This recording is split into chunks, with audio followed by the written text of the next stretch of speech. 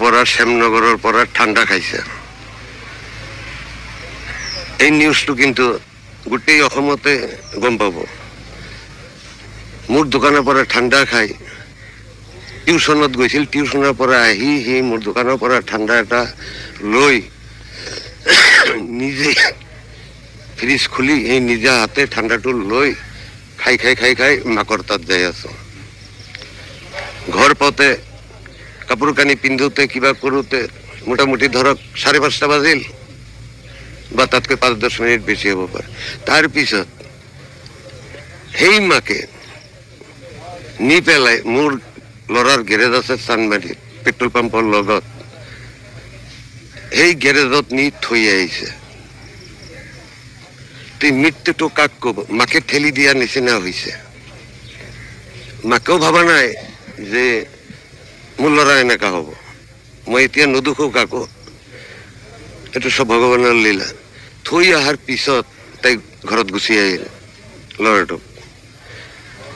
এটা ল'ৰা গেৰেজত, এতিয়া আপোনাৰ গাড়ী ৰাতি বেয়া হৈ গ'ল 10-10:30 বজাত, আপুনি যাই ক'লে অ' হৰি মোৰ গাড়ীটো এনেকা হ'ল, কিন্তু দৰ্জা বন্ধ কৰি দিছে, তেতিয়া আপোনাৰ গাড়ীটোতো ভাল কৰি নিদিলে আপুনি বেয়া পাবনে নাই? বা আপুনি ঘৰত যাবলৈ পাৰিব না নোৱাৰিব?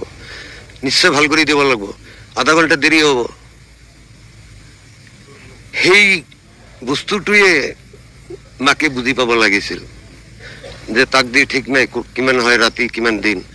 আৰু ইফালে বৰষুণ পৰি আছে, তেতিয়া পুট পুট পুট পুট বৰষুণ পৰি আছে টিপ টিপ টিপ টিপ কৰি।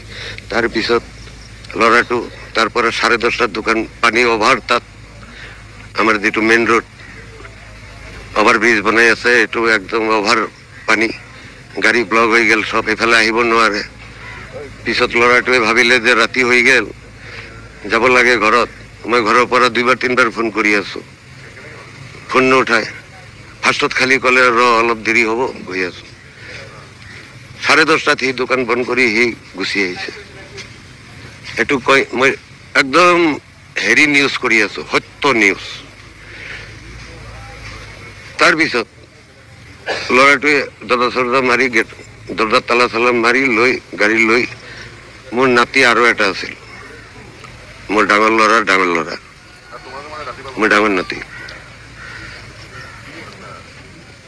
আৰু এই সৰু নাতিটো এইটো মাজত আছিল, বাপেকক এনেকৈ আগুৰি আছিল।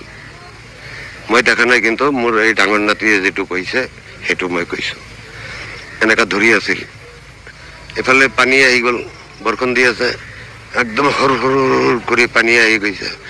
জ্যোতিনগৰ সেই গণেশ মন্দিৰ নাপাওঁতেই সেই জাগাটোতে, আপোনালোকেতো দেখাই পাইছে, সেই জাগাটোতে ল'ৰাৰ গাড়ীটো অলপ কাটিয়া হৈ গ'ল, স্লিপ কৰিল অলপ। স্লিপ কৰাৰ লগে লগে গাড়ীয়ে মানুহে চব টানি কাৰেণ্টে একদম ড্ৰেইনত পেলাবলৈ বিচাৰে। ডাঙৰ নাতিটো যেনে তেনে গাড়ীটো ধৰি বাচিল। তাতে দুটা আৰু ইহঁতক মই কোটি কোটি প্ৰণাম কৰোঁ। 2-3টা ল'ৰা আছিল, সিহঁতে সহায় কৰি মোৰ ডাঙৰ নাতি আৰু গাড়ীটোক উদ্ধাৰ কৰিছে। আৰু এই মোৰ ল'ৰা হৰলাল, সি ড্ৰেইনত পৰিব, সেই টাইমত এনেকা হাতটো ধৰিলে, হাতটো কাৰেণ্টৰ পানীয়ে তাক টানি লৈ গ'ল, হাতটো সুলকি গ'ল, সিও লগে লগে গুচি গ'ল। এতিয়া ক'ত গ'ল তাৰ ল'ৰা আৰু বিচাৰি নাপালে।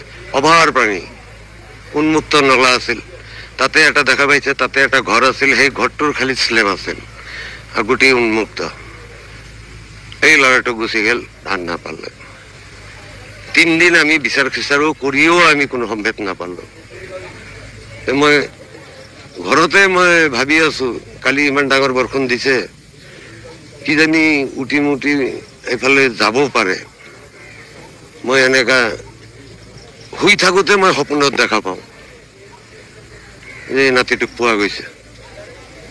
তেতিয়া সেই নাতিটো ঠিক ৰাতিপুৱাই মই খবৰ পাই গ'লো যে নাতিটো ওলাইছে। তাৰপিছত আমাৰ প্ৰশাসনে গাড়ী পঠিয়াই দিছে, গাড়ী দি আমাক লৈ আহিছে। আহি এতিয়া বৰ্তমান মেডিকেলত পোষ্টমৰ্টম কৰি আছে, এতিয়া লৈ যাম ঘৰত।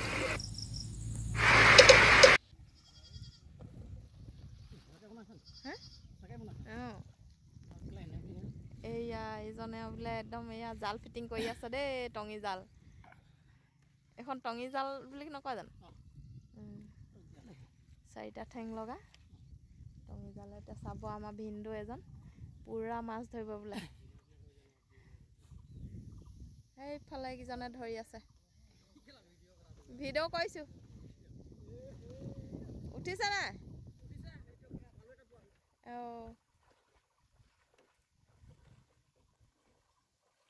আমাৰ মাছডোখৰ আমাৰ পথাৰৰ মাছকেইজনী শেষ কৰিলিহি আৰু তহঁতি হে ইউটিউবত চাবলৈ পাব ইউটিউবত